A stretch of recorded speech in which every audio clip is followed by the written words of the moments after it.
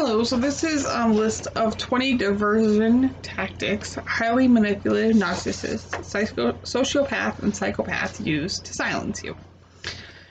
A deep dive into understanding the narcissistic, sociopath, psychopath, and other antisocial personalities.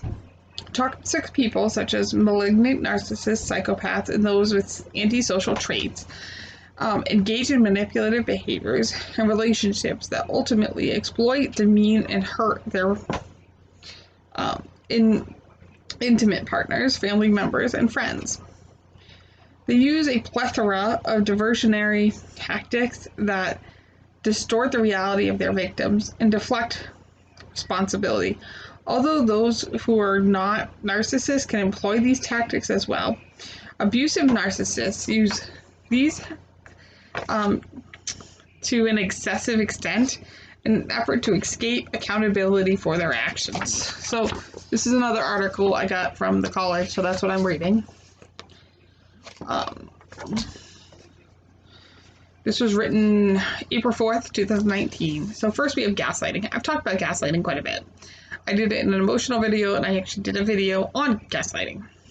So gaslighting is perhaps one of the most insidious manipulative tactics out there because it works to distort and erode your sense of reality.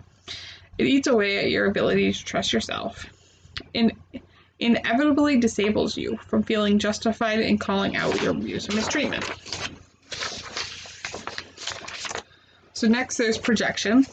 One sure way of toxicity is when a person is chronologically unwilling to see his or her own shortcomings and use everything in their own power to avoid being held accountable for them. This is known as projection. Projection is a defense mechanism used to displace responsibility of one's negative behavior and traits by attributing them to someone else. It ultimately acts as a digression that avoids ownership and accountability.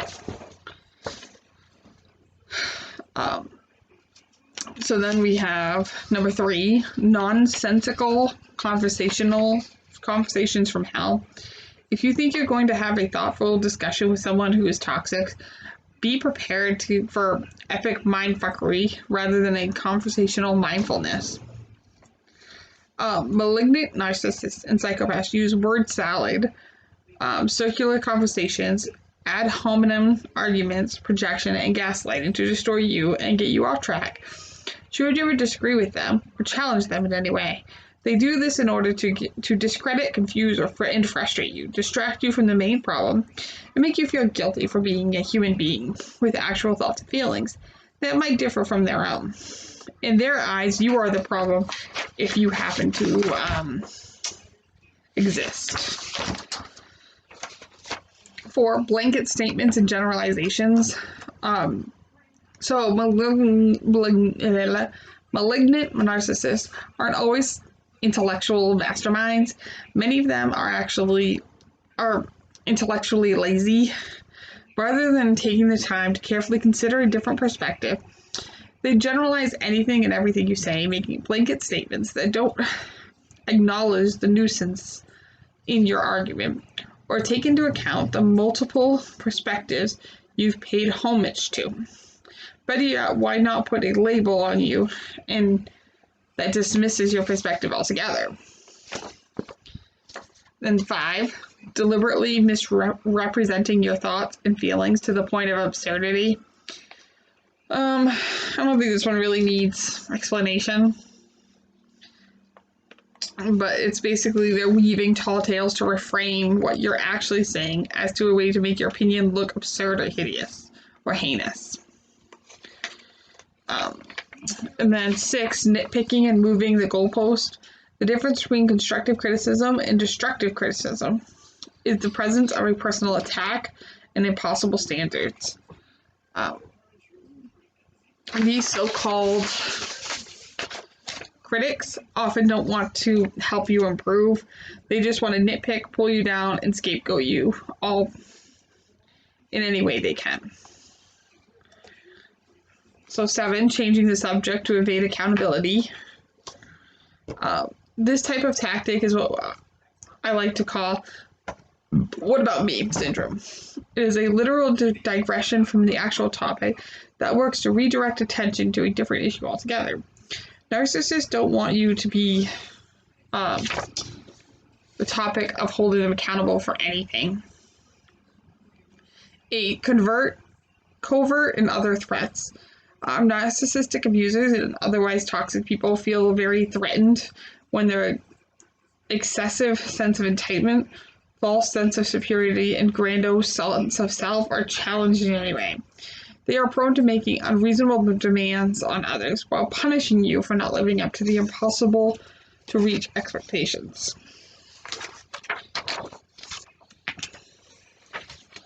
9. Name calling. Once again, I don't think I have to explain that. 10. Destructive conditioning. Toxic people condition you to associate your strengths, talents, happy memories with abuse, frustration, and disrespect. 11. Smear campaigns and stalking. Once again, I think I have to explain what a smear campaign or stalking is. This one I found interesting. 12. Love bombing or devaluation. Toxic people put you through an idealization phase until you're sufficiently hooked and invested in beginning a friendship or relationship with you. Then they begin to devalue you while insulting the very things they admired in the first place.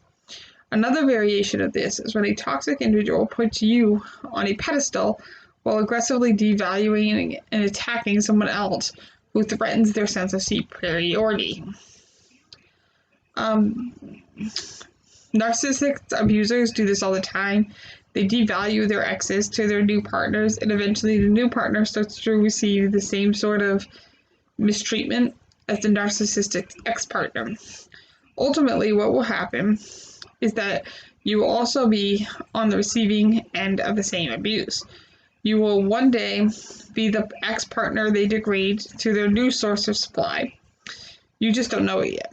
That's why it's important to stay mindful of the love bombing technique whenever you witness behavior that doesn't align with the saturine sweetness a narcissist subjects you to.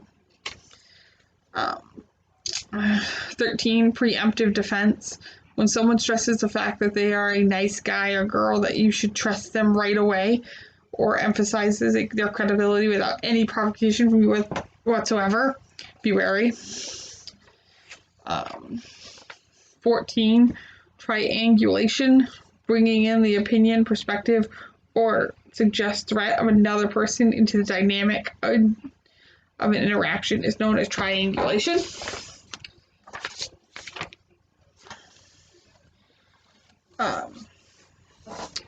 15. Bait and feign innocence. Toxic individuals lure you into a false sense of security simply to have a platform to showcase their cruelty.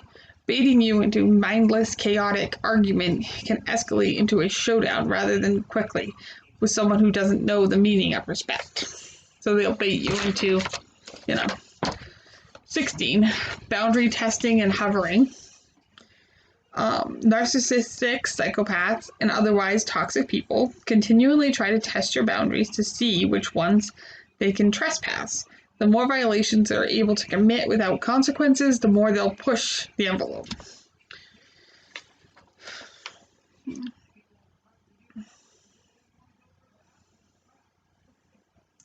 And it also has a thing here that says, remember, highly manipulative people don't respond to empathy or compassion, they respond to consequences. 17. Aggressive jabs disguised as jokes. 18. Condescending sarcasm and patronizing tone. I feel like those two go together.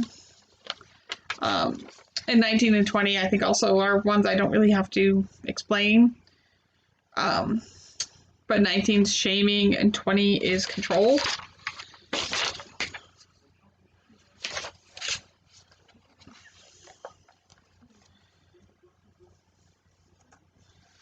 So that's it for this. Some of those I just didn't have the name for, like love bombing. Who would think of that as a name? But when you actually read what it is, it seems like, yeah, okay, I can see how that would happen. But anyway, thanks for watching. Hello. So this is the end of the video. Don't forget to like and subscribe. Um, it helps me basically. I make these videos for myself, but it helps knowing that if somebody else liked it. So, thanks for watching.